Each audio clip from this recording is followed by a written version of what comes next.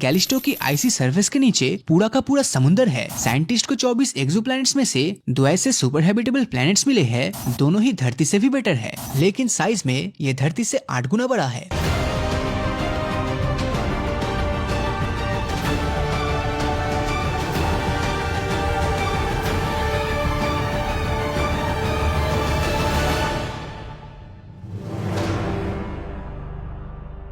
हमारे solar system में ही एक ऐसा प्लेनेट मौजूद है जिस पर रहने की कंडीशन धरती से भी बेटर है, पर इसके बावजूद कोई इसको नोटिस तक नहीं कर रहा। वो इसका नाम है कैलिस्टो, जो कि जुपिटर का सेकंड लार्जेस्ट मून है। और इस इमेज के अंदर आप जिस व्हाइट चीज को देख रहे हो वो असल में कैलिस्टो पर मौजूद बर्फ ही है। शुरुआत में तो इसे सोलर सिस्टम की एक डेड इनएक्टिव रॉकी बॉडी घोषित किया गया था, पर 1990s में साबित हो गया कि कैलिस्टो की आइसी सरफेस के नीचे पूरा का पूरा समुंदर है, जिसका इस्तेमाल जल्द ही रॉकेट प्रोपेलेंट्स बनाने के लिए किया जाने वाला है। एस्ट्रोनॉमर्स ने कैलिस्टो के ऊपर एक एटमॉस्फेयर को भी डिटेक्ट किया है और उनका अंदाजा है कि अगर जुपिटर से आ रही रेडिएशन को रोक दिया जाए तो इंसान जुपिटर के इस चांद पर बहुत ही आसानी से सांस भी ले पाएगा। हमारी करंट अंडरस्टैंडिंग के हिसाब से देखें तो फिलहाल धरती ही यूनिवर्स का इकलौता ऐसा प्लेनेट है जहाँ पर लाइफ एग्जिस्ट करती है, लेकिन पिछले समय साइंटिस्ट ने यूनिवर्स के अंदर कुछ ऐसे हैबिटेबल प्लैनेट्स खोज निकाले जो न सिर्फ सभी मायनों में हमारी धरती से बेटर है, बल्कि इन पर जाने के बाद आपको बिल्कुल किसी सुपर ह्यूमन वाली फीलिंग आएगी।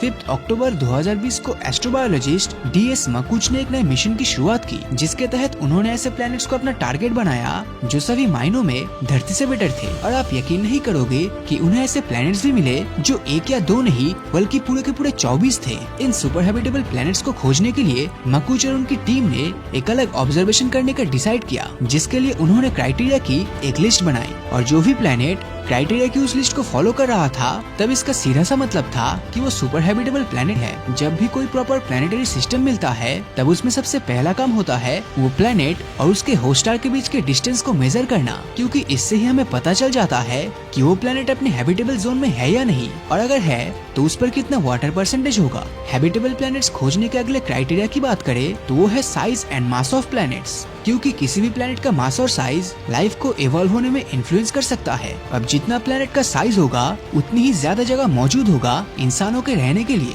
और प्लैनेट्स का मास जितना ज्यादा होगा उतनी ही ज्यादा उस पर ग्रेविटी भी होगी, और इसी ज्यादा ग्रेविटी की वजह से वो प्लैनेट हवा को जमीन के करीब रखेगा, जिससे उसका एटमॉस्फेयर काफी ज्यादा मोटा और स्टेबल रहेगा। साइज और मास वाले क्राइटेरिया के बाद अब बात करते हैं हमारे नेक्स्ट क्राइटेरिया यानी कि टेम्परेचर की, जिसमें इन प्लैनेट्स का टेम्परेचर धरती से 5 डिग्री सेल्सियस ऊपर या नीचे हो सकता है, क्योंकि धरती के मिडिल वाले एरिया यानी ट्रॉपिकल रीजन में पनप रहे माइक्रोब्स इसी तरह के एक्सट्रीम टेम्परेचर में सरवाइव करते हैं। अब इन्हीं सभी फैक्टर्स को ध्यान में रखते हुए साइंटिस्ट को 24 एक्सोप्लैनेट्स में से 2 ऐसे सुपर हैबिटेबल प्लैनेट्स मिले हैं जिनका सरफेस टेम्परेचर और एटमॉस्फेयर दोनों ही धरती से भी बेटर है, जिनमें से एक है ल्यूटेन B प्लैनेट।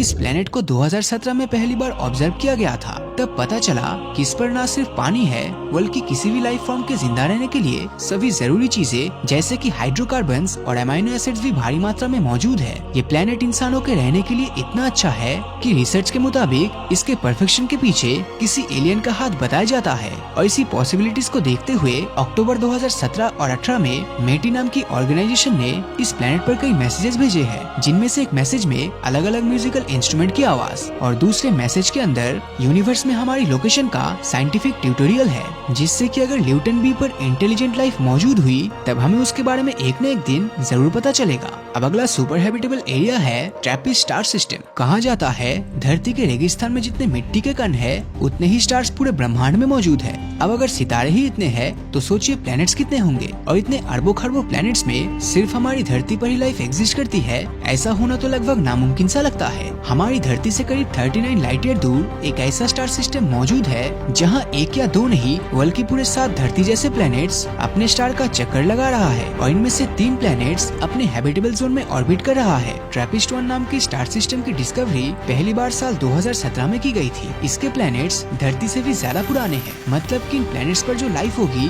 वो धरती के पूरी तरह फॉर्म होने से पहले लगभग 3 बिलियन साल तक ऑलरेडी डेवलप कर गई होगी। अब ये सभी प्लैनेट्स बृहस्पति ग्रह के साइज जितने एक टाइनी रेड स्टार का चक्कर लगा रहा है, और ये स्टार हमारे सूरज के कंपैरिजन में काफी ठंडा है। ये प्लेनेट अपनी ऑर्बिट पर टाइडली लॉक्ड भी है, मतलब कि इनकी एक साइड स्टार को फेस करते हुए हमेशा गर्म रहता है और दूसरी साइड बिल्कुल उसका उल्टा यानी कि ठंडा रहता है और ये खुद अपने एक्सिस पर चक्कर नहीं लगाती। अगर ये सभी कंडीशंस परफेक्ट रही तब ठंड और गर्मी वाले रीजन के बीच में एक ऐसी पतली सी स्ट्रिप एरिया होगी जहाँ जीवन आराम से पनप सके। वैसे ट्रैपिस्ट सोलर सिस्टम में प्लैनेट्स एक दूसरे के इतने ज्यादा करीब है कि अगर आप इनमें से किसी एक पर खड़े होकर आसमान में देखेंगे तब आपको स्टार सिस्टम के बाकी प्लैनेट्स अपने चारों तरफ घूमते हुए दिखेंगे। TOI star system. इस स्टार सिस्टम में दो प्लैनेट्स इसके हैबिटेबल जोन में आता है जो कि है TOI 700d और TOI 700e। ये दोनों ही एक्सोप्लैनेट का मास हमारी धरती जैसा ही है। जहाँ TOI 700d 28 दिन में अपने सूरज का चक्कर लगाता है तो वहीं पर TOI 700d 37 दिन में, और दोनों ही धरती के साइज के लगभग बराबर है। अगर इन दोनों प्लैनेट पर ही एक तरह का एटमॉस्फेयर हुआ तब इनका तापमान हमारी धरती से भी ज्यादा होगा, जो इनकी हैबिटेबिलिटी के लिए एक गेम चेंजर है। साइंटिस्ट ने पाया कि TOI 700d पर बहुत से प्लैनेट्स मौजूद है और अगर किसी दिन हम यहाँ पर पहुँच गए तब वो लाइफ फॉर्मिंग प्लैनेट्स हमारी धरती के जैसा ही होगा। लेकिन क्या ऐसा थियोरेटिकली पॉसिबल है कि दूसरे प्लैनेट्स पर धरती जैसा ही लाइफ फॉर्म मौजूद हो? वेल, एवोल्यूशन एक ऐसी चीज है जिसे ग्रेविटी की तरह ही नेचर का यूनिवर्सल लॉ माना गया है, यानी वो नियम जो ब्रह्मांड के हर जगह काम करता है। इस प्रोसेस में एक दूसरे से रिलेट करने वाली स्पीसीज एक जैसे प्राकृतिक मुश्किलों का सामना करते हुए इवॉल्व हो जाता है, क्योंकि किसी भी एलियन प्लैनेट पर लाइफ का स्टार्टिंग पॉइंट काफी सिंपल रहता है। जो सुपर हैबिटेबल प्लैनेट्स होंगे वो काफी पुराने होंगे, साथ ही उसका साइज काफी बड़ा, टेम्परेचर वार्म और धरती के मुकाबले वहाँ ज्यादा नमी होगी। ये प्लैनेट्स ऐसे स्टार्स को ऑर्बिट कर रहे होंगे जो हमारे सूरज से भी ज्यादा पुराने हैं और उनका लाइफ स्पैन भी सूरज से लंबा होगा। ऐसा माना जाता है कि हमारा सूरज करीब 10 बिलियन सालों तक एग्जिस्ट करेगा और जब बात धरती पर मौजूद लाइफ की आती है तब धरती पर कॉम्प्लेक्स लाइफ फॉर्म होने में करीब 4 बिलियन साल लगे। हालांकि कुछ स्टार्स ऐसे हैं जिनकी लाइफ हमारे सूरज से भी ज्यादा लंबी है, जिसके चलते इनके प्लैनेट्स पर लाइफ को इवॉल्व होने का ज्यादा समय मिल जाता है। तो अब सवाल आता है कि आखिर हम इन प्लैनेट्स में एलियन लाइफ को ढूंढेंगे कैसे? इसके लिए सबसे पहले हमें के स्टार्स को ढूंढना होगा, जिन्हें सिंपल वर्ड्स में रेड डॉर्फ भी कहा जाता है। रेड डॉर्फ बाकी स्टार्स के मुकाबले काफी ठंडे होते हैं और इनकी ल्यूमिनोसिटी यानी कि रोशनी भी काफी कम होती है। साथ ही साथ ये 20 से 70 बिलियन सालों तक वजूद में रहते हैं। अगर हम धरती से कंपेयर करें तो रेड डॉर्फ को ऑर्बिट करने वाले किसी प्लैनेट पर अगर लाइफ मौजूद है तब उसको इवॉल्व और एडाप्ट होने में धरती से भी ज्यादा समय मिल गया होगा और इसकी आइडियल एज भी लगभग 5 से 8 बिलियन साल होगी। मतलब हो सकता है कि आज की तारीख में जिस प्लैनेट पर लाइफ का नामो निशान नहीं है वहाँ आज से लाखों करोड़ों साल बाद एलियंस रहने लगे और शायद तब तक हम इंसानों का अस्तित्व ही इस यूनिवर्स से गायब हो जाए। इसी के चलते हमारे लिए एलियन लाइफ को ढूंढ पाना बहुत ही मुश्किल है। KOI planets. इन दो प्लैनेट्स का नाम है KOI 5715.01 और KOI 5554.01। अब ये दोनों ही लाइफ के एवोल्यूशन के लिए बिल्कुल परफेक्ट है। पहले प्लैनेट KOI 5715.01 का सरफेस टेम्परेचर धरती के मुकाबले सिर्फ 2.4 डिग्री सेल्सियस ही कम है, लेकिन साइज में ये धरती से 8 गुना बड़ा है, जिसका मतलब इसका लैंड सरफेस एरिया और ग्रेविटी धरती से काफी ज्यादा होगी। अब अगर पानी की बात की जाए तो इसके खुद के सूरज और प्लैनेट्स के बीच की दूरी के अकॉर्डिंग यहाँ बहुत सारा पानी मौजूद तो जरूर होना चाहिए। दूसरे प्लैनेट का टेम्परेचर 27 डिग्री सेल्सियस है, जो आपको एसी में रहने जैसा फीलिंग देगा। तो इससे एक बात तो क्लियर है कि कंफर्ट के मामले में ये प्लैनेट हमारे लिए परफेक्ट है। अब यहाँ जमीन के टेक्टोनिक प्लेट्स की हलचल की वजह से नाइट्रोजन साइकिल कंटिन्यूअसली चलती रहती है। अब आप बोलोगे कि नाइट्रोजन से लाइफ फॉर्म थोड़ी ना होगा, बिकॉज हम में से ज्यादातर लोगों को लगता है कि धरती पर ऑक्सीजन ज्यादा होना मोस्ट इम्पोर्टेंट है, पर सच तो ये है कि धरती पर सबसे ज्यादा नाइट्रोजन है। यहाँ तक हवा में भी 78% सिर्फ नाइट्रोजन ही है और यही नाइट्रोजन प्रोटीन और डीएनए जैसे केमिकल फॉर्म में कन्वर्ट होती है, जो हम इंसानों के रहने के लिए आइडियल सिचुएशन पैदा करती है।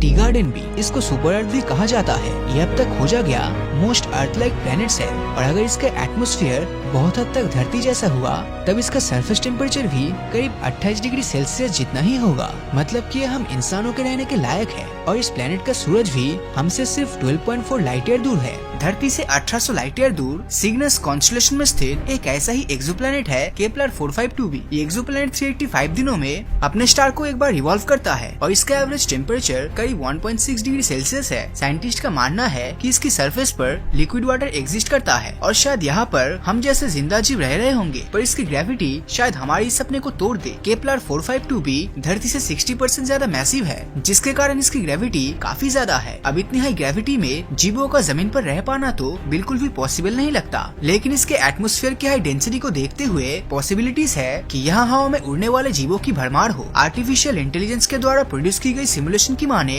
तो वहाँ हवा में उड़ने वाली विशाल स्टिंग्रेज हो सकती है और बैलून की साइज के बीटल्स भी हो सकते हैं। अगर हम इंसान इस एक्सोप्लैनेट पर जाते हैं तो शायद वहाँ पर हम सस्टेन न कर पाए, क्योंकि इसकी एक्स्ट्रा ग्रेविटी के कारण हमारी हार्ट बीट डबल स्पीड से चलेगी। हार्ट पर ज्यादा स्ट्रेस पड़ने के कारण ब्लड प्रेशर भी ऑलमोस्ट डबल हो जाएगा और स्ट्रोक के आने का खतरा और भी ज्यादा बढ़ जाएगा। अब बात करते हैं अगली 667 सीसी की। ये धरती से 24 लाइट ईयर दूर स्कॉर्पियस कॉन्स्टेलेशन में स्थित है और ट्रिपल स्टार सिस्टम वाले रेड ड्वार्फ के अराउंड रिवॉल्व करता है। हमारे ग्रह से 1.5 टाइम्स बड़ा ये एक्सोप्लैनेट अपने स्टार के साथ टाइडली लॉक्ड है, जिस वजह से इसकी एक साइड हमेशा स्टार की ओर रहती है और दूसरी साइड पर रोशनी का नामो निशान नहीं पहुंचता, जिसका नतीजा ये होता है कि एक और रेगिस्तान से भी ज्यादा गर्मी होती है और दूसरी ओर साल भर एंटार्क्टिका की तरह बर्फ जमने वाली सर्दी होती है। ये दोनों साइड जिस लाइन पर मिलती है उसे ट्वाइलाइट जोन कहा जाता है और यहाँ का टेम्परेचर रहने लायक हो सकता है। एरिसीबो की यूनिवर्सिटी ऑफ पोर्टो रिको के रिसर्च का कहना है कि यहाँ का टेम्परेचर 27 डिग्री सेल्सियस तक हो सकता है और यहाँ पर लिक्विड वाटर की प्रेजेंस भी पॉसिबल है। एआई सिमुलेशन यहाँ पर पेंटापॉड्स की प्रेजेंस का अंदाजा लगाता है। ये 5 पैरों वाले स्पाइडर जैसे जीव डॉग के साइज के होंगे और गर्म इलाकों में रॉक्स के नीचे छिपे बीटल्स का शिकार करते होंगे। पर सवाल है कि क्या हम इंसान ग्लिस 667 सीसी के ट्वाइलाइट जोन में रह सकते हैं? इसका जवाब हाँ भी है और नहीं भी। अगर बात कुछ दिनों की है तो हम आराम से यहाँ पर रह पाएंगे, लेकिन ये एक्सोप्लैनेट अपनी यूनिक ऑर्बिट के कारण टाइडली हीटिंग शो करता है। होता कुछ यूँ है कि इसकी ग्रेविटेशनल एनर्जी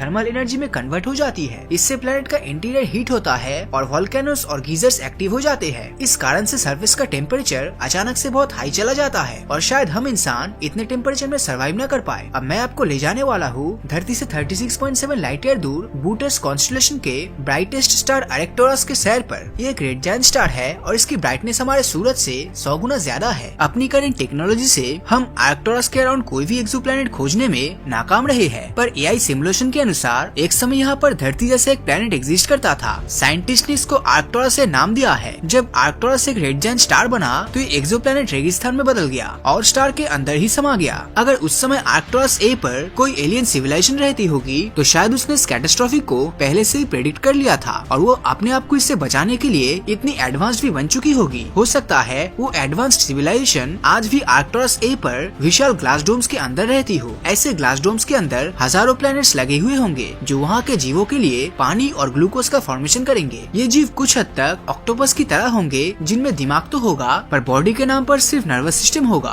देखने में अलग अलग जीव लगेंगे पर कंप्यूटर नेटवर्क की तरह ये सभी आपस में कनेक्टेड होंगे। अमेरिका के ओरिगन में रिसर्चर्स को कुछ ऐसा ही प्लांट्स मिला है जिसे आर्मिलिया ओस्टियो नाम दिया गया है। ये 10 स्क्वायर किलोमीटर में फैले हजारों मशरूम के ग्रुप की तरह नजर आता है, पर असल में एक विशाल ऑर्गेनिज्म है। अगर आर्क्टुरस ए जैसा कोई एक्सोप्लैनेट सच में होगा तो वो धरती से काफी पहले बन गया होगा और इस हिसाब से उस पर इंटेलिजेंट लाइफ फॉर्म को इवॉल्व होने का काफी समय मिल गया होगा। मतलब काफी चांसेस है कि हमें वहाँ एलियन देखने को मिल जाए, पर हम इंसानों के लिए वहाँ कोई जगह नहीं होगी क्योंकि हम ऐसी कंडीशन में सर्वाइव नहीं कर पाएंगे। हम इंसान जब भी धरती से बाहर हैबिटेबल एक्सोप्लैनेट की खोज करते हैं तो हम ऐसा एक्सोप्लैनेट खोज रहे होते हैं जिसकी लिविंग कंडीशन कुछ हद तक हमारे प्लेनेट की तरह हो। पर क्या बिलीव करोगे कि एक ऐसा भी प्लेनेट है जो धरती से भी ज्यादा हैबिटेबल हो सकता है? मैं बात कर रहा हूँ धरती के सबसे करीब वाला स्टार सिस्टम अल्फा सेंटोरी में घूमते एक एक्सोप्लैनेट अल्फा सेंटोरी सी की। ऐसा कहा जाता है कि यहाँ पर धरती से भी ज्यादा ऑक्सीजन है और क्योंकि एक ट्रिपल स्टार सिस्टम है तो यहाँ एक नहीं बल्कि 3 स्टार से लाइट आती है। हो सकता है कि इस प्लेनेट पर चारों ओर पेड़ पौधे लगे हो और खाने की कोई कमी ना हो। एक्सेस ऑक्सीजन के कारण यहाँ के जीवों की साइज हमेशा काफी बड़ी होगी। हो सकता है कि आज भी यहाँ कोई जीव रहता हो और धरती के जीवों की तरह वो भी सर्वाइव की रेस में भाग रहे हो। पर सवाल तो ये है कि क्या हम इंसान इस प्लेनेट को अपना फ्यूचर होम बना सकते हैं? एआई सिमुलेशंस और साइंटिफिक स्टडी में पाया गया है कि लाइफ की पॉसिबिलिटीज के लिए ये प्लेनेट धरती से भी बेहतर होना चाहिए। यहाँ का टेम्परेचर इंसानों के लिए ऑप्टिमम होगा और यहाँ पर लिक्विड वाटर की प्रेजेंस भी होगी। पर ट्रिपल स्टार सिस्टम में होने के कारण यहाँ के सीजन चेंजेस बहुत ही एक्सट्रीम लेवल का मौसम ला सकता है। जैसे यहाँ गर्मियों के मौसम में तापमान 60 डिग्री सेल्सियस को टच कर सकता है और सर्दियों के मौसम में ये -90 90 डिग्री तक पहुंच जाता है। इतना एक्सट्रीम टेम्परेचर हमें धरती पर 1000 सालों में एक बार ही देखने को मिलता है। चाहे सहारा के गर्म रेगिस्तान हो या अंटार्कटिका का बर्फीला मैदान, हम इंसानों ने हर जगह अपनी प्रेजेंस बनाई है और हम स्पेशल इक्विपमेंट्स की मदद से अल्फा सेंटोरी सी पर भी जरूर सर्वाइव कर लेंगे। साल 2005 में साइंटिस्ट के पास सैटर्न के मून टाइटन से एक ऐसा सिग्नल आता है जो इस बात की ओर इशारा करता है कि हमारे सोलर सिस्टम में हम इंसानों के अलावा भी कोई और एलियन लाइफ मौजूद है। इस सिग्नल में कुछ ऐसा था जिससे साइंटिस्ट को टाइटन पर वाटर, हाइड्रोजन, मीथेन और नाइट्रोजन साइकिल होने के सबूत मिले। और ये सारी चीजें कोई नॉर्मल बात नहीं है, क्योंकि ये चीजें वही है जिनके कारण आज धरती पर भी जीवन संभव है। और यही कारण है कि साइंटिस्ट का मानना है कि टाइटन पर भी 100% कोई न कोई लाइफ तो जरूर है। अब सवाल ये आता है कि आखिर ऐसा क्या उस सिग्नल में था कि साइंटिस्ट इतने श्योर हो गए कि टाइटन पर कुछ न कुछ तो जरूर चल रहा है। टाइटन पर जीवन की खोज की शुरुआत साल 1944 में ही स्टार्ट हो गई थी। उस वक्त Dutch American astronomer Gerald Kuiper Titan पर जीवन की खोज कर रहे थे और इसी दौरान उन्होंने देखा कि टाइटन का एटमॉस्फेयर धरती पर रहने वाले जीवों के लिए बिल्कुल आइडियल है। हालांकि क्यूपर की ये रिसर्च उनके अनुमानों पर आधारित थी, लेकिन फिर भी वैज्ञानिक जानते थे कि टाइटन पर कुछ न कुछ तो ऐसा है जो अलग है। इसीलिए 15 अक्टूबर 1997 को टाइटन पर खोज के लिए कैसिनी ह्यूगेन प्रोब लॉन्च किया जाता है। ये प्रोब धरती से तो सही सलामत लॉन्च होता है, लेकिन ये जैसे ही टाइटन के एटमॉस्फेयर में पहुंचता है तो इसमें से कुछ फ्रीक्वेंसीज आना शुरू हो जाता है। साइंटिस्ट को लगा कि ये फ्रीक्वेंसीज प्रोब में कुछ प्रॉब्लम होने की वजह से आया है, इसीलिए ये खुद ही जनरेट हो रही होगी। लेकिन जब उन्होंने इसकी जांच की तो वो हैरान रह गए। दरअसल ये फ्रीक्वेंसीज प्रोब खुद जनरेट नहीं कर रहा था, बल्कि टाइटन के एटमॉस्फेयर से जनरेट हो रही थी। साइंटिस्ट के मुताबिक इसके पीछे दो कारण हो सकते थे, या तो टाइटन का एटमॉस्फेयर ये फ्रीक्वेंसी जनरेट कर रहा था, या फिर वहाँ पर मौजूद किसी दूसरे एलियन लाइफ के कारण ये सब हो रहा था। अब जब प्रोब ज्यादा टेस्टिंग के लिए टाइटन की जमीन पर उतरता है और वहाँ पर मिट्टी के कुछ सैंपल्स लेता है तो वहाँ उसे कुछ अजीब दिखाई देता है। जब उसने टाइटन की मिट्टी की केमिकल टेस्टिंग की तो पता चला कि टाइटन के एटमॉस्फेयर में हाइड्रोजन फॉर्मेशन तो होता है और ये पूरे एटमॉस्फेयर में इक्वली डिस्ट्रीब्यूट भी हो रहा है, लेकिन जहाँ ये हाइड्रोजन अपने हल्के वेट के कारण एटमॉस्फेयर में रहना चाहिए वहीं पर ये गायब हो रहा है। अब ये हैरानी की बात इसलिए है क्योंकि हमारी धरती पर कई ऐसे स्पीसीज है जो धरती के एटमॉस्फेयर से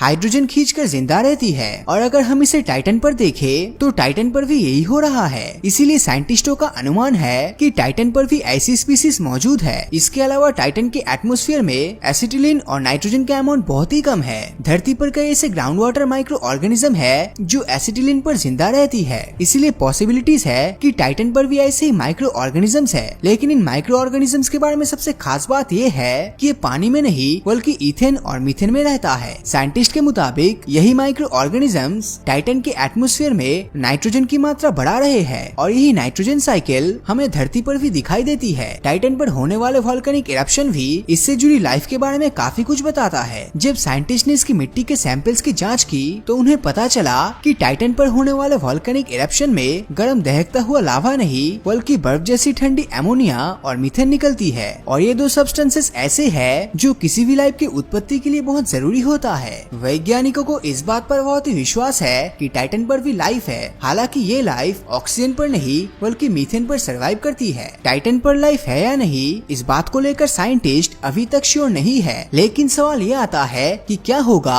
अगर टाइटन पर किसी और प्लेनेट से कोई और लाइफ सेंड किया जाए तो क्या वो वहाँ पर सरवाइव कर पाएगा। टाइटन एक ऐसा मून है जिसके कई कंडीशंस धरती से मैच करता है। जैसे धरती के एटमॉस्फेयर में पानी के ऐसे छोटे ड्रॉप्स है जो इसका कॉस्मिक रेडिएशन से बचाव करता है, ठीक उसी तरह टाइटन के एटमॉस्फेयर में भी इथेन और मीथेन इसका कॉस्मिक रेडिएशन से बचाव करता है, जिस कारण यहाँ पर रहने वाली लाइफ को प्रोटेक्शन मिलता है। टाइटन के एटमॉस्फेयर में लाइफ के लिए जरूरी ऑक्सीजन ही एकमात्र ऐसा सब्सटेंसेस है जो मौजूद नहीं है, लेकिन इसका भी एक सोल्यूशन है। टाइटन की जमीन के नीचे आइसी वाटर्स है और इलेक्ट्रोलाइसिस की मदद से हम आइसी वाटर से ऑक्सीजन जनरेट कर सकते हैं, जिसका मतलब है कि हमें ऑक्सीजन के लिए परेशान होने की जरूरत नहीं है। टाइटन का कंपैरिजन अगर हमारे पड़ोसी मंगल से करे तो मंगल पर ना तो पानी है और ना ही एटमॉस्फेयर है, जिसका मतलब है कि भविष्य में ह्यूमन कॉलोनाइजेशन के लिए टाइटन मार्स से अच्छा ऑप्शन हो सकता है। लेकिन टाइटन भी हमारे लिए पूरी तरह से परफेक्ट नहीं है, इसमें भी कुछ प्रॉब्लम्स है। जैसे धरती के मुकाबले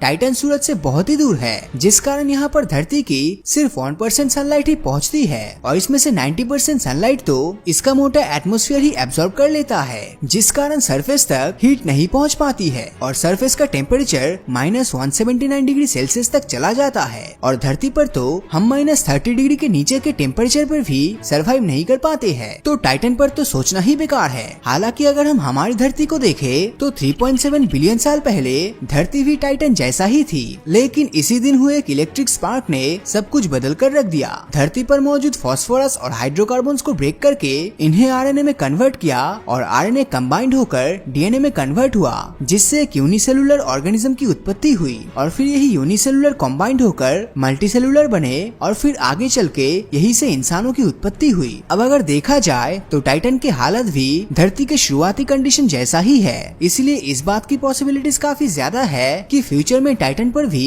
कुछ ऐसा होगा जो यहाँ पर लाइफ के एग्जिस्ट करने में मदद करेगा। हालांकि टाइटन में कुछ ऐसे चेंजेस हो रहा है जिनके कारण देखने पर ऐसा लगता है कि टाइटन फ्यूचर में खत्म हो सकता है और इसे इतना टाइम नहीं मिलेगा कि यहाँ पर लाइफ एग्जिस्ट कर सके। फ्यूचर में क्या होगा ये तो किसी को नहीं पता, लेकिन आपको क्या लगता है, क्या टाइटन पर कोई लाइफ है और क्या इंसान कभी टाइटन पर रह पाएगा या नहीं? अपनी राय नीचे कमेंट करके जरूर बताएं। और अगर ये वीडियो आपको अच्छा लगा हो तो इस वीडियो को लाइक और अपने दोस्तों के साथ शेयर करना मत भूलना। और अगर अभी तक आपने हमारे चैनल को सब्सक्राइब नहीं किया है तो सब्सक्राइब करके नोटिफिकेशन बेल को ऑन कर दीजिए, क्योंकि मैं ऐसी वीडियोस हर हफ्ते लाता रहता हूँ। तो मिलता हूँ आपसे अगले वीडियो में और हमेशा की तरह थैंक्स फॉर वॉचिंग।